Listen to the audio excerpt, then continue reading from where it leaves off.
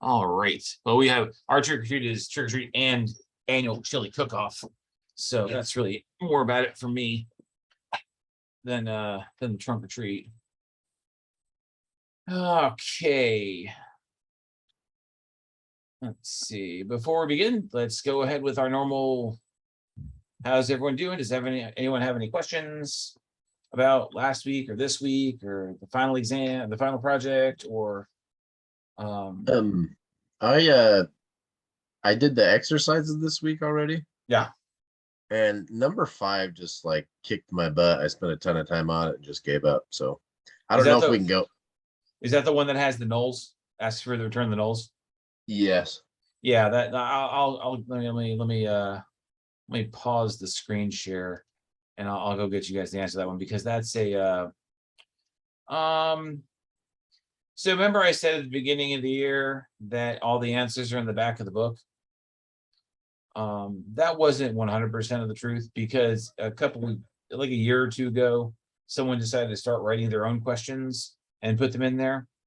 And I'm not sure what they were thinking on some of the questions, to be honest. So let me give you the answer to that, because it's kind of a, I don't want to say it's a trick question, but it's a trick question. And it's not an answer that you'd think of. Because when I originally tried to write it, I was using full outer joints, or if I was using left and right joints, and that's not what the author wanted. So let me show you what the author wanted. Here. I had to go into my secret stack of answers that you are forbidden from seeing. It's the sealed books. That's the answer. Where exists select actor ID. So when you run this, that's what it's talking about.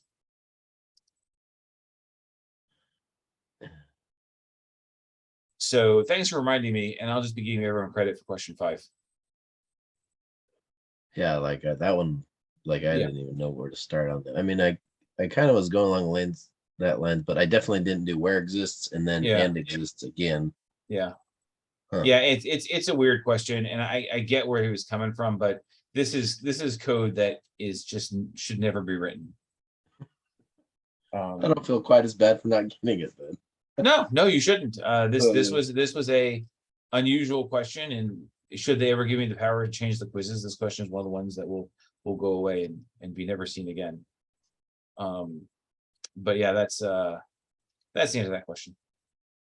So and occasionally some students will figure this out, but more often than not, a lot of students will find people who took this class last year. And this is common knowledge amongst many students, so it's cool.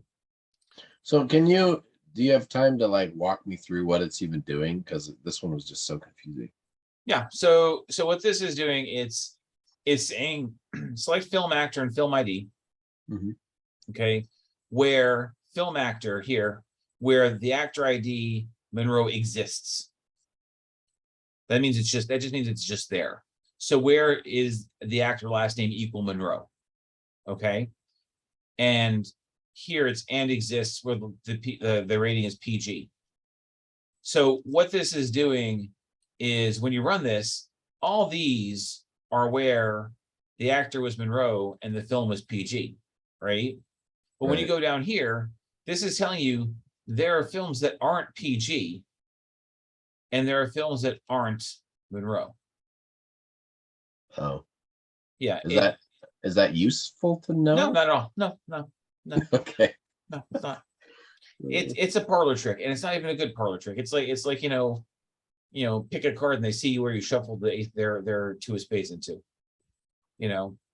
But it's proving a point. It's just using the where exists clause. There are some cases in the real world where you'll use where exists.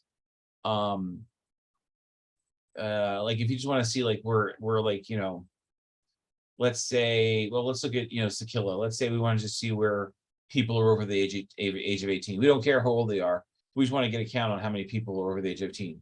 So we'll do where customer age is greater, where exists customer age greater than 18. And we'll just get their name based on that. So it'll be where from that, where exists customer age over 18. And then, and it's using this. So it's just where customer ID from a customer, where age is greater than 18. And there you are. So in the question, it says, because this is actually the third time you write in the exercises, this is the third time you write this query to get the same exact results, if that makes sense. Yeah, Just I know. It's like, in a different way. Yeah. And it said to use two correlated subqueries. And what makes it correlated, I guess, is the AND statement. The actor ID equals FA.actor ID. That forces it to refer to the containing query. I always thought correlated was just means they're worded the exact same. I mean, it's the only difference here is you're using film ID from film. If you look at them, they're similarly structured. I don't honestly, and I've asked the author the question what they meant by correlated, and he didn't answer, and I didn't press. Okay. Right, well, we don't have to beat this one up anymore. No, but I get that there are some when it was in this quiz, in this exercise, I think next week's exercise, and maybe week 9, they added questions to the end of it. And I don't know why they did that. But they did. And I think week 9 has got another weird one. Maybe I have to look into it. But yeah, some of these are weird. And it was just there wasn't a question that used in the and exists, is what it was. So thank you for pointing that out. This is the answer. Anyone watching at home, this is the answer, number 5. Put it in there. That's great. If not, this is my semesterly reminder to give a bonus, to give the points for question 5 across the board. So everyone's good. But yeah. Any other questions? If there are questions about the final project, we'll get that after I go over this code, my code examples for the week. Because I'm talking about one of the clauses I'm using today, we don't talk about until I think next week. I'm ahead of that because after week 10, 11, 12, and 13, there's not a lot of code written because it's all about indexes and fragmentation and stuff that we'll talk about that a little on Wednesday night. But from here on out, from next week on, all we're going to talk about is database design on the Wednesday night meetings. So people bring your questions for your final project. We'll work through them. Tonight, I'm still kind of thinking of an example tonight because a lot of people in their ERDs are having a similar problem. So I'm trying to figure out a way to explain it without giving away anyone's project idea. I don't like talking about anyone's specific project without them giving me permission to do so. So I've got to come up with a separate example. So we'll go from there. So if there are any other questions, let me talk about the code that I've got for you this evening. Okay, so this query I've got here, this is something that you've seen before. This is nothing new. I'm selecting the title from film, the amount from payments, and the month from rental date. And so initially I had a date from rental dates. Okay. So when I'm joining film to inventory on film ID, I'm doing rental to that on inventory ID, and I'm doing payment to all of that on rental ID. So what I want is I want the title of the film, I want the amount that was paid, and I want the date that it was paid on. So I run this, and that's what I get. I get Blanket Beverly. It was $2.99. It was rented on 5/24. For some reason, all these are in May, which is fine. But the thing I want to show is there's a clause that's called month. So if you just want the month out of it, you just put month there, and then when you run this, you get this. And if you want month name, you add name. I think this should work. And it gives you May. Okay. Just a different, and I have no, since I'm not doing any concatenations, I have no group bys. This down here is just I did this to show you the easy way and the hard way. This is the easy way to get the month name. This is the hard way to get the month name. You're formatting the date, you're taking your date, turning the date to a string, you're taking the month out of here, which is 5, and then you're formatting it just to take the month out, and then you're formatting it just to show the month. So these two queries actually return the exact same thing. It's just, that's the show off way of doing this. And I bring this up specifically because it's at this point in time where you guys are getting comfortable with coding. But sometimes when you're just getting new to coding, you start programming things out. There's a phrase that I like to use. If you hear hoofbeats, think horses, not zebras. Right? Because you think about that one. So if you're here hoofbeats, and if you're sitting home right now and you hear hoofbeats, well, if you're like in the middle of the city, you're gonna freak out anyway, because where would that be? But if you're like in the country somewhere and you hear hoofbeats and you think zebras, you're going to be sorely disappointed, because it's very rare that a wild herd of zebras is running through, Montana. It's also a phrase that refers to Occam's razor, which is the most obvious choice is the right answer. So when you're coding, you can sometimes go down this rabbit hole and find like the most complicated way to do the most simple thing. And there are people I know in my profession who do this on purpose, because they want the code to be complicated so no one else can understand it. So they think that this guarantees them a job. It doesn't. It's actually a little on the irritating side when people do this. Whereas you could just use month name and you have the same result, and it's a lot easier and easier for people to read. Okay. It's just a little soapbox thing for me that I talk about at this point in time, because you guys are getting to the point where you're getting comfortable with your coding, and sometimes you get on rabbit holes when we're coding. So anyway, off my soapbox. Next one here. I've got this one. I'm selecting the title from film, the count of the rental date from rentals, and the sum of the rentals from rental total from film, inventory, rental, and payments. And here I'm grouping it by, and I'm not going to talk about this with roll-up, so I'm leaving that out. So I'm going to group by title, and then I'm going to get these results. Okay, so Beverly Blanket Beverly was rented 12 times, and the total rental cost was $40.88 from those 12 rentals. Okay, so these are, let me get this a little bit bigger here. I need this down here. Okay, so this gives me the name of the movie, how many times it's rented, and the total cost of those rentals, the sum of it, right? What does with rollup do? With rollup is an interesting command. It has limited uses, but it does prove to be useful. So anyone want to guess what with rollup does?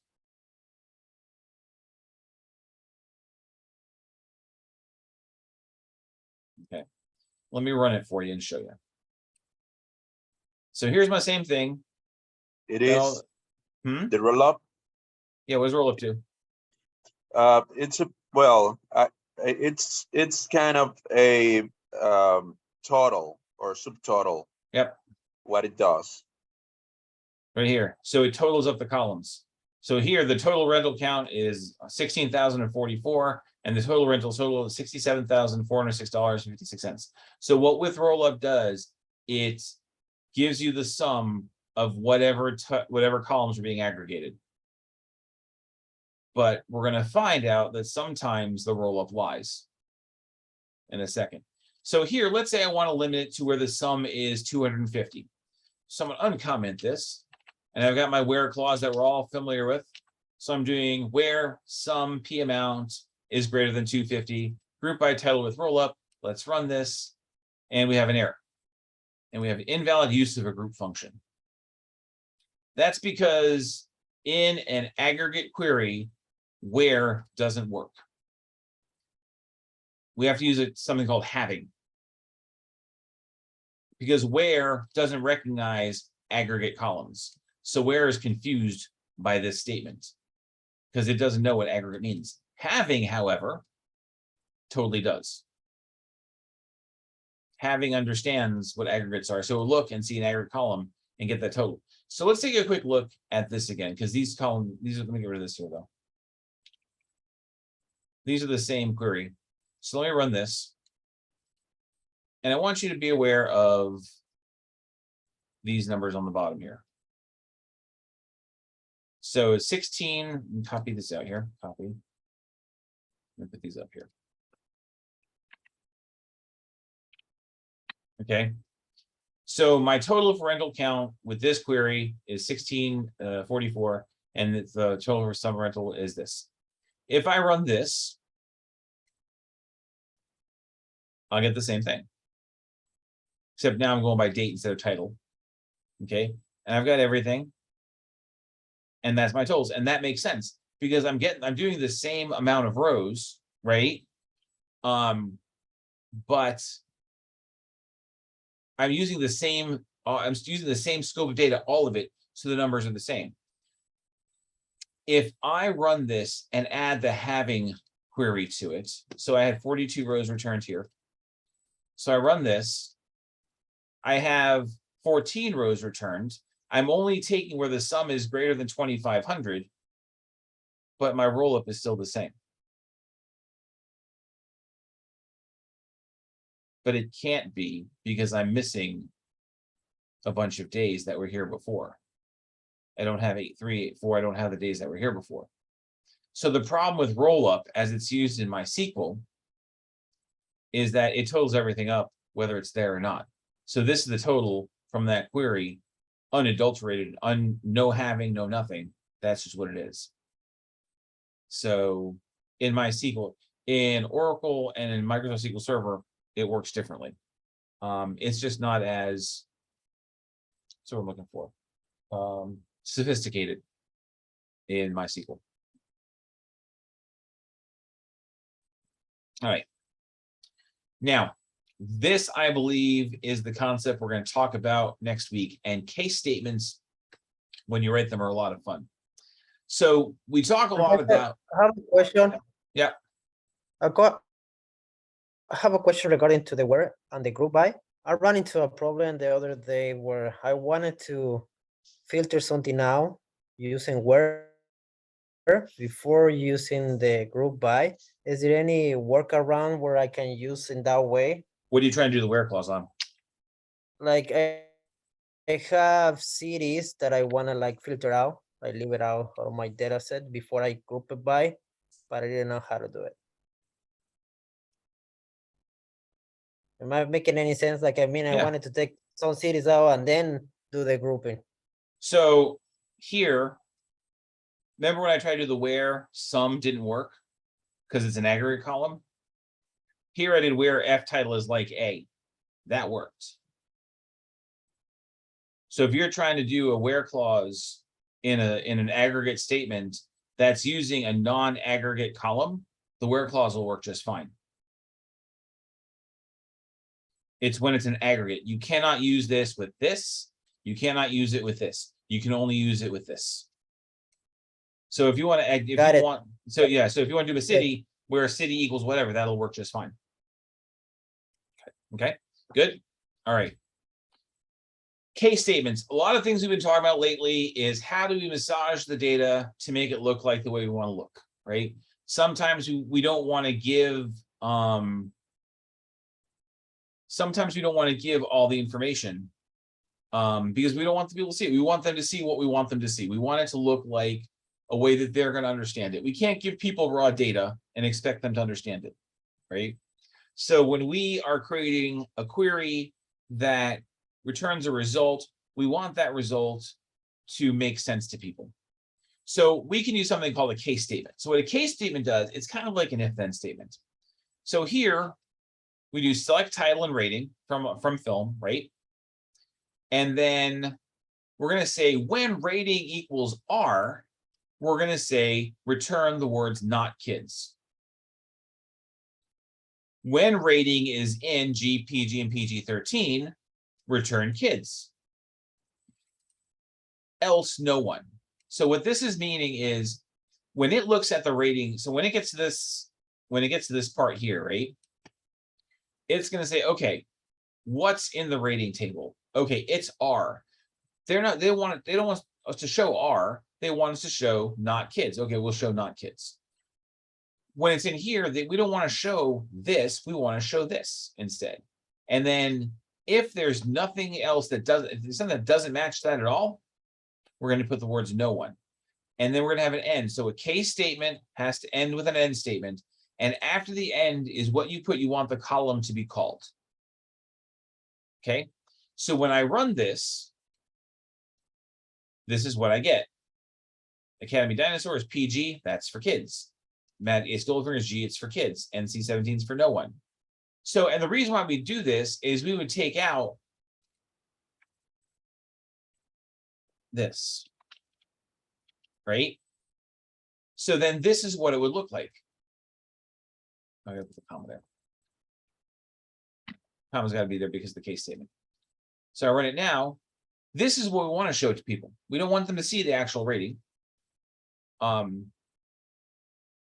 We want to see, you know, this. So where would I mean, so this obviously we want people to see the actual ratings, but let's say we were doing a query against our employee database and we wanted to see who is near retirement age for whatever reason, right? But we didn't want to show the actual age because we don't want to talk about that. We just want to see who's near retirement. So we would do, you know, select name, case age. When age is equal than or greater to 55, then retiring, when else not retiring, something like that. But this is just a way to massage the data and put it into a format that is representative of what the actual data was, but it puts it in a format that we want people to see. Does that make sense? It's a way to make the data look a little different for our audience. And the last, and this last one I'm going to show you is more of a parlor trick, but I think I did this because a couple semesters someone asked me about pivot tables. Everyone know what a pivot table is? So in MySQL, there isn't really a way to do pivot tables. In Oracle and SQL Server, there's specific commands that will make pivot tables on the fly, but there's not one here. So we look at this query here. I'm selecting the language and the count of the language from film. So I want to know how many films are in which language. English is in 691, Italian 173, and Japanese 146. A pivot table is when I want to take these and make them the column names. So I want to see English, Italian, and Japanese up here, and I don't want them down here. I don't want them in columns with the column names. The way you do that, the parlor trick is use case statements. So here, we're going to select, I'm going to select the sum of when case language equals 1, then return 1, or else return 0, ending that case statement and call that column English. So when this runs, it's going to go through all the rows in the table. Wherever the language is English, it's going to return a 1, else it's going to return 0, and then it's going to give me the sum of that. And do the same for Italian and the same for Japanese. And when I run this, it gives me the pivot table. This is not something you'd ever actually do. Because what if you added another language somewhere along the line? You'd have to change the column. You have to change the query. But this is just kind of showing you the functionality and the versatility of the case function. Hit me, Yeah. Gabriel. How question, using the case statement, does it take more memory? Let's say if I have like a huge table, does it gonna slow my query? That is a really good question. The answer is it depends. Because this is a really simple query. This is not going to take a lot of cycles on your CPU. If you had some like really complex case query in there, because you can do whatever you want in the case, it will.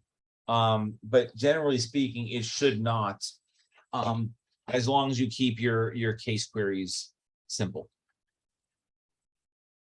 Right? The more complicated you put what's in here, the more complicated you put what's in here, the longer it's going to take. Because this is just a super simple where rating equals are. That's not hard to do. If you've got a case statement on a table that's got like, 18 billion rows in it, it's going to take a minute. But also if you've got a table with 18 billion rows in it, you're probably running on a machine that's got like, 6 or 7 gigabytes of RAM. So it's all, and that's why it all depends, But yeah, if you put a bad query in there, it would definitely take long. If you're trying to test it on your laptop, it absolutely would take forever to do. So yeah. But so in next week, pretty 90% sure it's next week, you're going to talk about case statements, but now you already know them. We did it a week ahead.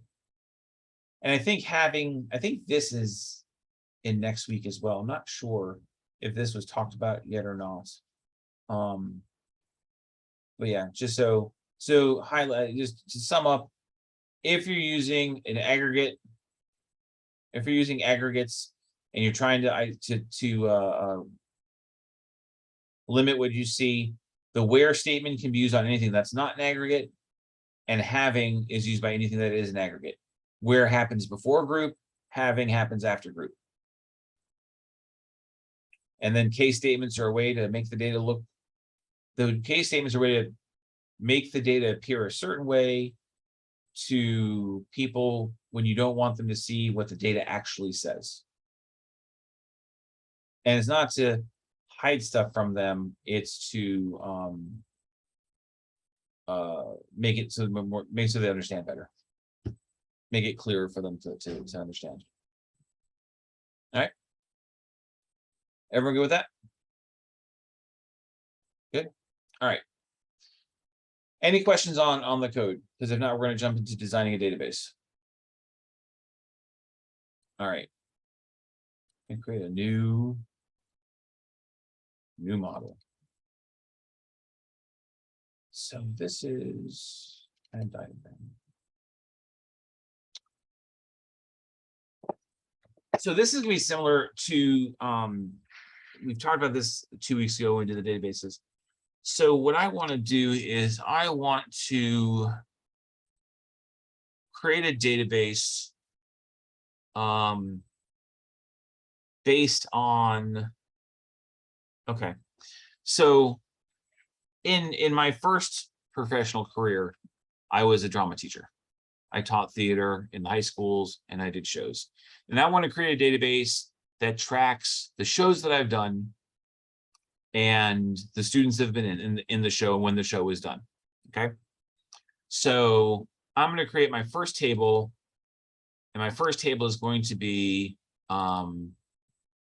students. Okay. Student. And in there, I'm gonna have my student ID. And then I'm gonna have first name. I'm gonna have last name. Okay. And then I'm gonna have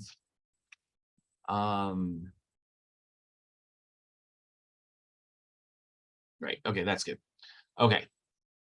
Just leave that way for now. So then I want to do a table for shows. So I'm going to do show table. And I'm going to have show ID. All right. And then let's say the first show I did was Guys and Dolls. Guys and Dolls here.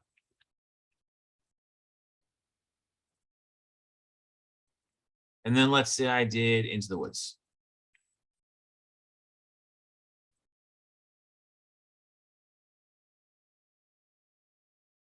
And then we did Addams Family. Okay.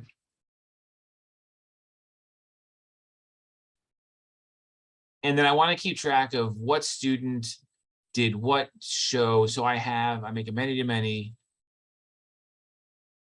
right here, and I go boom, boom, right? And I've got that.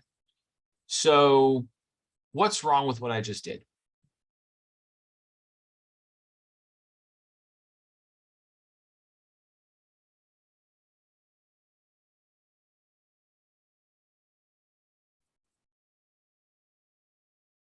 I think this is going back 2 weeks ago, so maybe y'all forgot, which is cool.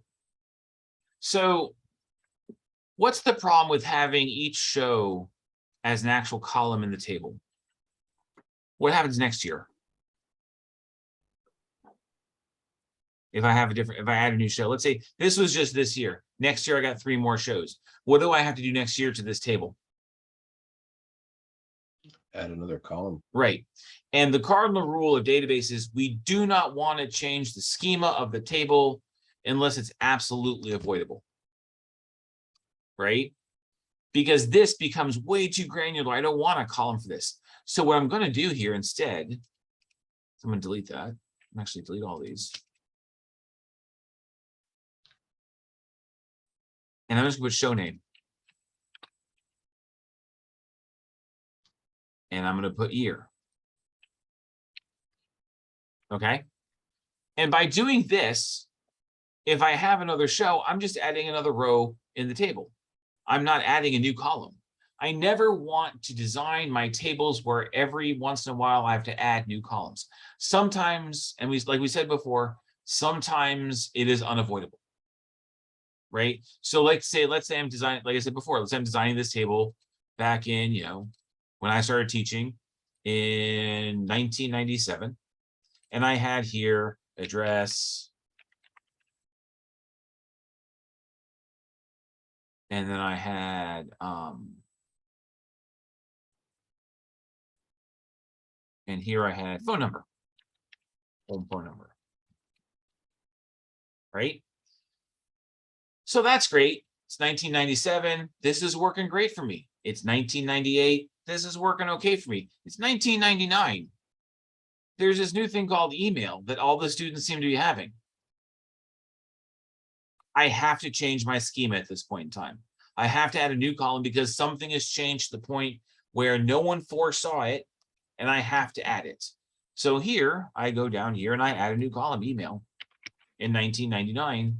And then I have to go back and I have to populate everything that was email at that point in time. 2000 happens.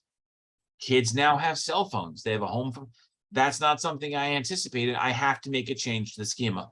It is a large change. I know I'm going to have a new show every year. I don't want to change this table every year because I added a show. I want a column with show name, so I can just add a row to the table and do the same thing.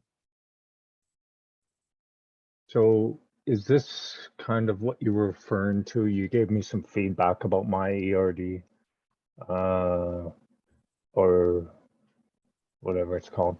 But you mentioned that I needed to do something like this with my What was your database on? Yeah, I'm trying to think. It's on budget and groceries. Yeah, because didn't you have all the stores listed as columns? Yes. Yeah. Well, there's 2 things I've seen. One is, I don't know if this was yours or not, but I gotta see the chat. Who's asking questions in the chat? Adelaide, yeah. Guys and Dolls is a great show. My son is doing Guys and Dolls right now. It was the second show I directed. Anyway, so I've seen 2 things with people doing. So what some people have done is they have a table called show, and every column they've got each show they did. What I've seen also, what some people have done is they make a table for each thing. So this is also not great.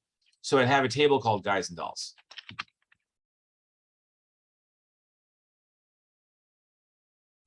And so on and so forth.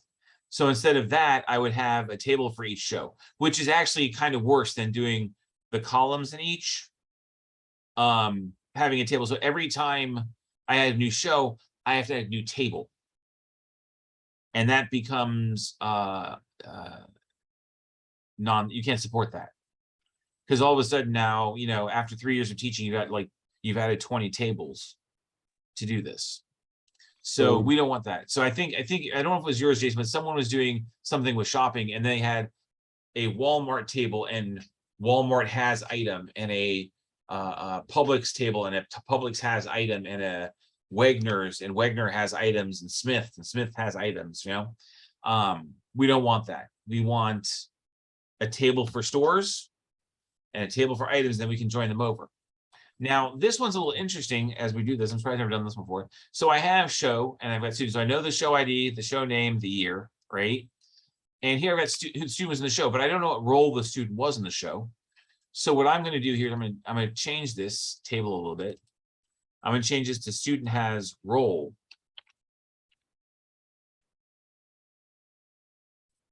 In show, right? And then I've got student show, I don't have your role name.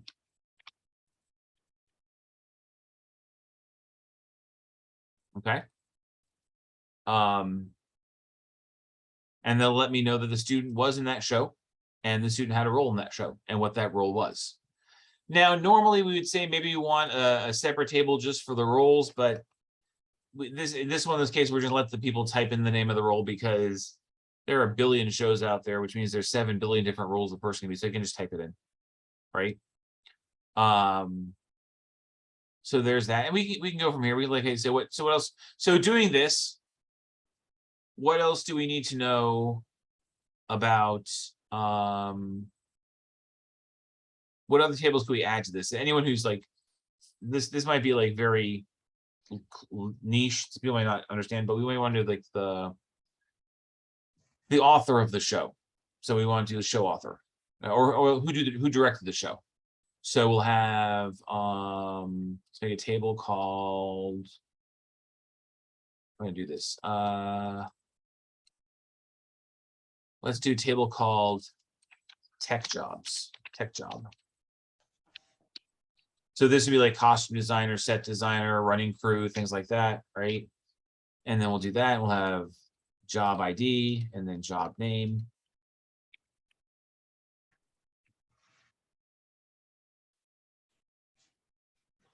So I have a question about like if you did a table that was like performing arts centers, like locations where these Mhm. were, and you're only going to have like 2 or 3, would it be easier?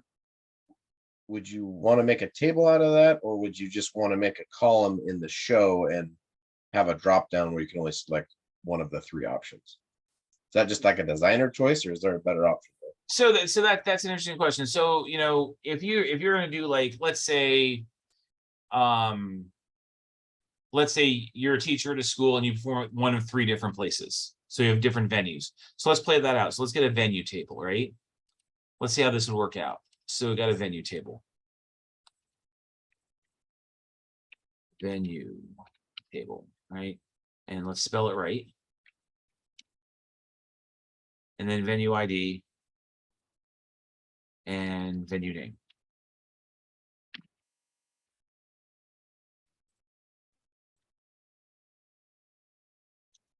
Now, the thing about designing databases is you've always got to think like, 5 years down the road, right? So could we, under the show, put a venue take column there and then just connect these this way? If we have multiple venues, we always want a drop-down table, a drop-down list, so we can just do it. We don't want people typing things in on the fly, right? So we're always going to want to do something like this. So, and did I get it right this time? Nope, I can see. So it's a 1-to-1. So boom, boom. I did it wrong again. That works. No, that won't work that way. We want to do it the other way. So let's get rid of this. Please. Yep. So do this. Well, that's a good choice. So do this. Okay. So now we've got the show in the venue. Now that works. So that's one way of doing it. I don't think we would ever, because if you look at it this way, if we currently have multiple venues where we're doing shows, there's always the chance we might add one, right? Okay. So we might have let's say you're teaching, you're in your 4th year of teaching, and you're teaching college, and you used to have like when I went to college at FAU, there was in this thing called the Rathskeller, which is kind of like a restaurant for the students. There was a stage there we could perform at. We had a black box theater we could perform at. And we had the main stage. So we had 3 venues where we can perform at, right? And let's say I'm teaching at that college, and then 5 years down, they open up a new venue for us. Like there's another stage, and we perform at the main. There's a stage that where they do graduation ceremonies, big stage there, and we do a show there. So we've got a new venue, right? We added a 4th venue to that. So we wouldn't want to have to hard code anything in, so we just add a venue here, right? And the reason why I wouldn't necessarily do it this way, where I do the one-to-one show here, and again, it's when you're looking down the road a bit, right? So let's say, you begin teaching and you're doing shows, and it's like your first year teaching, and you're doing Romeo and Juliet, and you're doing the Black Box Theater, and then 10 years goes by, and you're going to do Romeo and Juliet again. But this time you're going to do it somewhere else. So if you had this as a one-to-one relationship, you couldn't add Romeo and Juliet again because you don't want the same thing twice, right? Because we've already got a Romeo and Juliet. So what we would do then is we would do a many-to-many here, right? And then what we do is we take year out from here.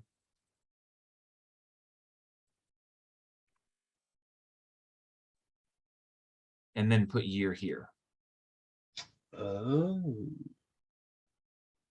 And again, this is all, it's you have to be like, no pun intended, dramatically proactive when you're designing database. You've got to look 5-10 years down the line on how this database is going to be utilized over time, right? Because if you're just doing it, like you would never thought to do this here, because I'm never going to have more than 3 venues. I'm never going to do the same show more than once. I'm never going to do the same show in a different venue. Right?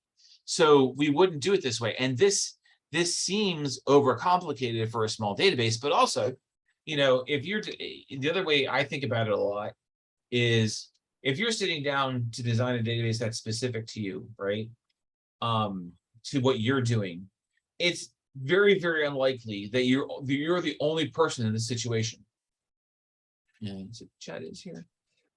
Is there a standard naming? So yes, there's a standard naming for SQL. Sorry if I just caught this. The standard naming is non-plural, and that's really the only standard. Like it's not venues, it's venue. It's not shows, it's showed. Tables are always in the singular, but you can call tables whatever you want. But it's always singular, not plural. Anyway, so what I was saying was, if you're designing a database for something that you're going to use, like Jason's doing the food storage thing, and someone's doing someone else is doing a database for their kids' soccer team, and you're designing this database, and you're going to make an actual product that goes with it. You're not the only person who's ever going to use this. I mean, there's someone else out there who could use this as well. So you want to design it in such a way that you could utilize it for someone else, right? And make a buck off it if you want to sell it as a thing. But there's a lot of shareware stuff out there. If you're in a position, like if I was a drama teacher doing this, I would make this available. People, here's a private little database, keep track of your stuff so you know what was done when, right? And because of that, different people have more than one venue. Different people have, do multiple shows. I mean, when you're teaching, you don't want to do the same show every year, but if you're teaching 15 years, you're probably going to repeat a show because, if you need money, you do grease. That's how it works, right? But yeah, so it's how far you look down the road on how you're going to design the database. I think I told you guys this story when last time we talked. I used to work for a company that was a property. It was a property search. When you go, if you're buying a piece of property, you go to the county records and you search the piece of property and you look it up, and the county has that.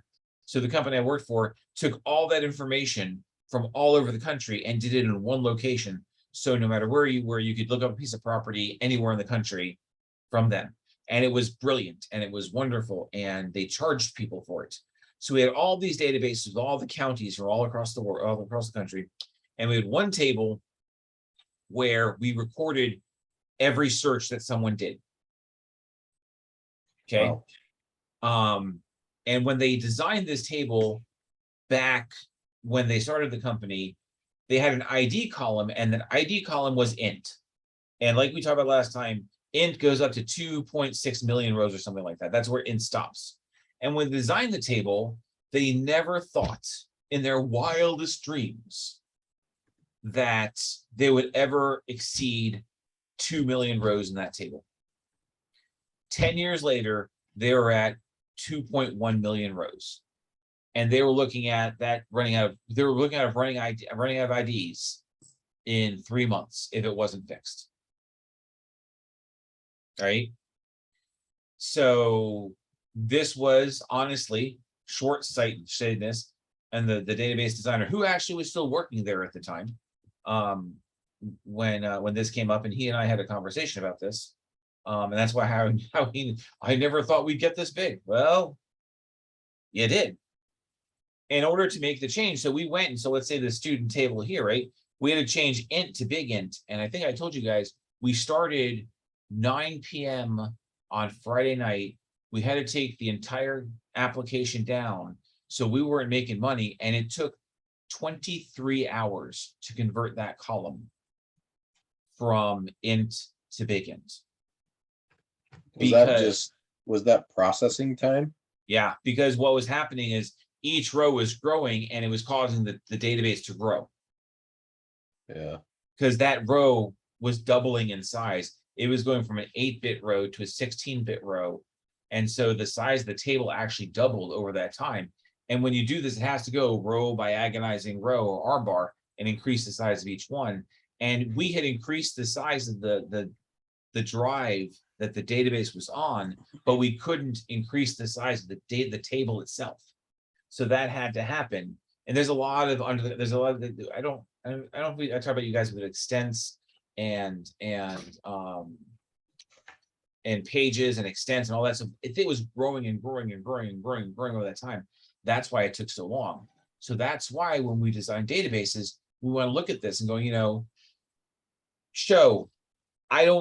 int is fine because there's not more than 2 million shows out there. So we're fine. We probably didn't want tiny int or small int, but int is fine. It's not a big deal. Would we have more than 2 million students? I don't know. Depends on how long I live, So, but in cases like this, we probably ints are fine. But when you're designing databases, you've really got to take into account, like, what if this database is still running and being used 10 years from now? Particularly if you're designing a database for a business, like I'm sure when they designed the databases for the church, and they're keeping track of, how many people attend temples, they realize that's going to be a big int number. And the funny thing is, there's nothing after big int, but big int is a ridiculously huge number. I forget what it is. I should look it up. But so when you say, do I want to do venue here or there? You could absolutely just do venue here and show, and that's be done with it, because you never think you're going to get bigger than that. But that means, if you ever wanted to share this with someone else, or, try and sell it or like that, you're limited to who can use it. If you do it this way, it seems, ridiculous if you're like if you work in a small college and it's only got one stage and everything, but it's all how you look ahead. That was a long answer to a short question, so I apologize for that. That's good. That makes sense. Yeah, it's all about how proactive you are and how you want to look down the road and do this. So continue on, we got student has role and show. We have student ID, show ID, and role name. We've got the show and the show name here. We've got the venue. The show has a venue, and that'll be the year that it was done. It was here before, but it doesn't make sense to be here anymore. So the year will be here because the show was done at this venue in this year, because we might do Guys and Dolls in 3 places over the next 10 years. Who knows? We might do, and I was when I was in high school, we actually took a show from our theater to Scotland. So that show had 2 venues.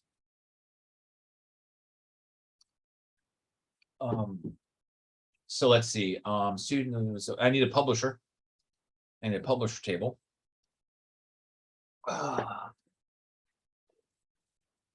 who published it. And pub ID.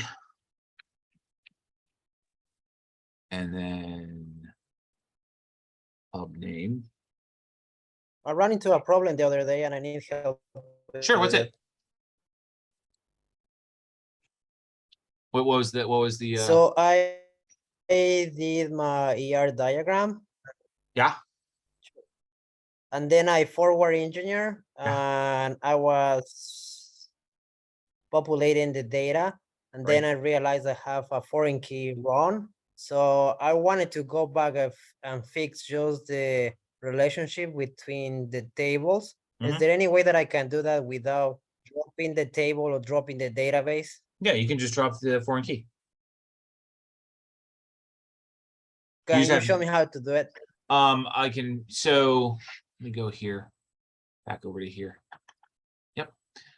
So here, so my foreign key, right? If I right click this, I can create the schema and it will give me, oh, I want to do this here. How do you do this here? Okay. I want to see what it doesn't want to do this. Let's do create Slender. Do my create statements here. So if I remember correctly, it's going to be, here's my foreign key. I wish there was a way to script just this out. Let me do this because I want to mess this up.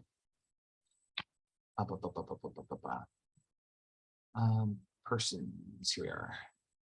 Foreign keys, there's nothing. So create, it's a create foreign key. See where this out. So if I want to, oh, you know, I'm just do it this way.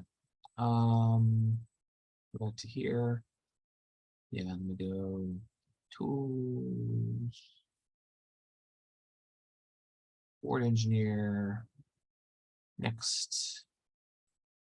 Don't do that. That. Nope. Yep. Yep. Yep. Nope. Okay, next. And then we want to export. Don't do that. That's fine. Next. Okay. So copy the clipboard. Bring it. Copy the clipboard. Next. That's fine. Close. And then we go back over here and we do this. Execute that. Okay, now over here, I should have refresh. And now I should have, what is the one that was just made? This one here. Yep, okay. So here, foreign key, here, foreign key. Nope, where are my foreign keys? There we are. So,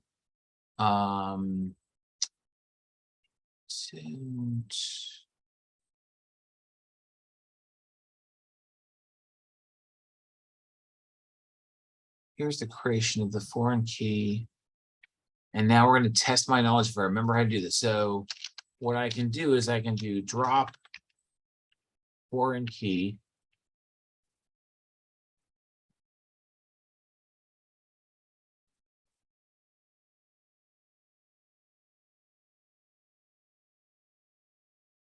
It should be, I think it's be alter table. So it's going to be alter table.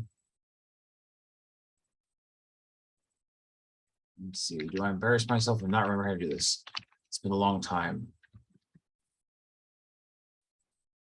Alter table, drop foreign key is 2 words, and then I want to put the foreign key name here.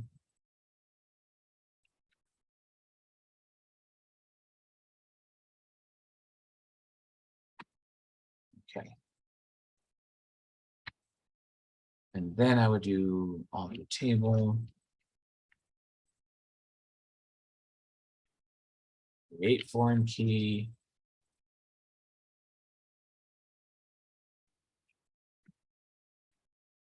And it's going to be, I want to call that Let's see, we're gonna call it this again.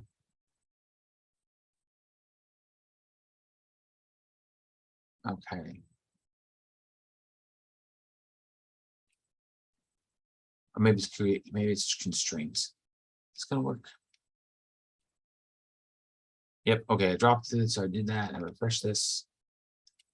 And it's gone. So now I want to create foreign key, and I'm gonna call it do this. I should just grab this, and bring it over here.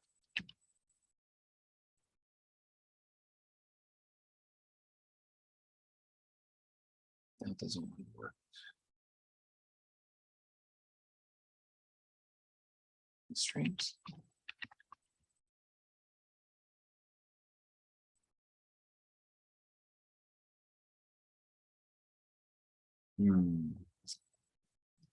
Oh, nope, nope, that's not either. Is it just this?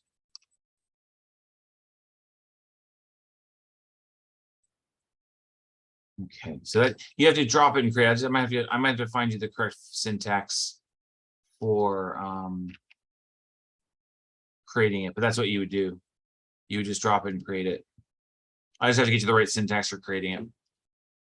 But that's what you do. You just alter and drop. Now the trick is, so when you alter and drop a foreign key, the trick is if you add any columns to it, any rows to it, while the foreign key is disabled, and you try to create it after the fact, it won't create because the criteria for the foreign key doesn't match anymore.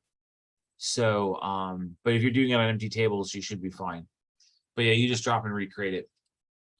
I'll just have to get you the syntax to create. Dropping, it's easy. I just forget how to do the create. And normally everything else has create. Like you just can script it out, but here it doesn't want to script it out. That's not what I wanted at all. So I'll have to I'll get you that code. All right. Okay, thank you. Yeah. Okay, so there's that. So go away, don't save. You can go away. I mean, that's fine. That's the whole thing. Anyway, so back to here. I want to do a publisher ID, and actually you might think this is odd, but I'm going to do a many-to-many publisher ID to show, because generally speaking, a publisher never changes the show, but what does change is the royalty fee. So here, I'm going to add royalty because you got to pay to do the shows.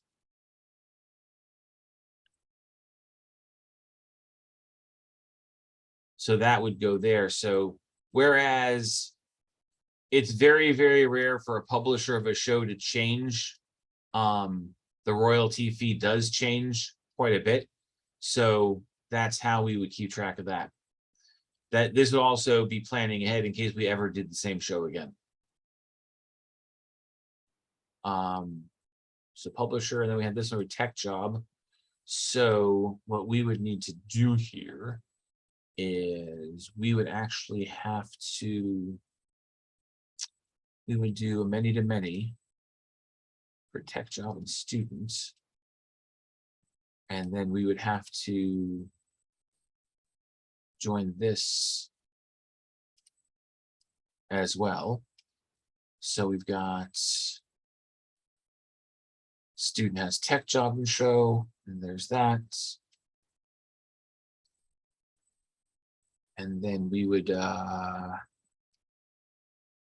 see. Okay, 1, 2, 3, 4, 5, 6. Yeah, so this would be 1, 2, 3, 4, 5, 6, 7, 8. So this would be for, you know, I would go through, like I could add a faculty table and who is directing the show and things along those lines. There's a lot of other stuff that we can do here, but do you kind of see how you look at proactively, how are we going to design this? How are we going to do this? You know, whether or not we want to do it this way. So the big thing about tonight was, you know, I wanted to show you why we don't have a table for each show and how we don't have a column for each show in the show table. We want to do it this way because, again, I'll reiterate this again. We do not want to change our schema when something simple changes. If I have a database, I'm tracking the shows I do and the kids in the show, I don't want to have to add a column to a table when I add a show. If I'm doing a shopping application, I don't want to have to add a table whenever I add a new store. If I'm doing a gardening table, I don't want to add a gardening database. I don't want to add a table every time I plant a new vegetable, right? I want it to be just adding a row of data rather than changing the schema. In times over the course of time, like I said, like in 1995 when I made this database, no one had an email address and no one had a cell phone. I didn't have a cell phone either.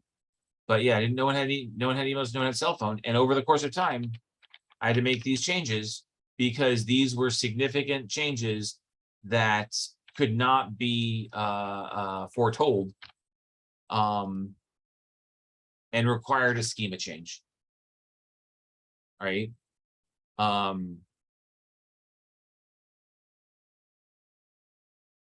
don't see anything else here that would require a schema change online, but like, yeah.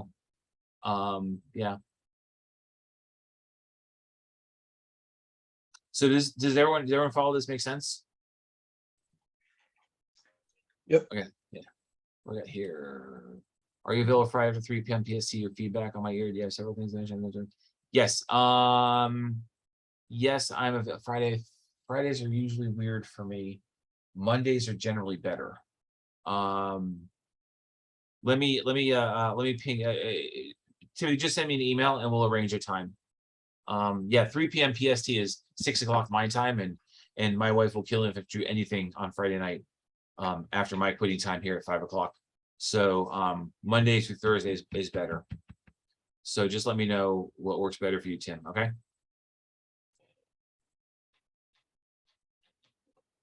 All right.